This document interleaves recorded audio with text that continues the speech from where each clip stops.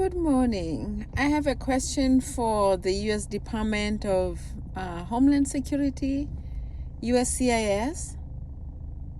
Help me understand this. For states that have real ID, when I have real ID, why am I required to produce additional U.S. documents for employment?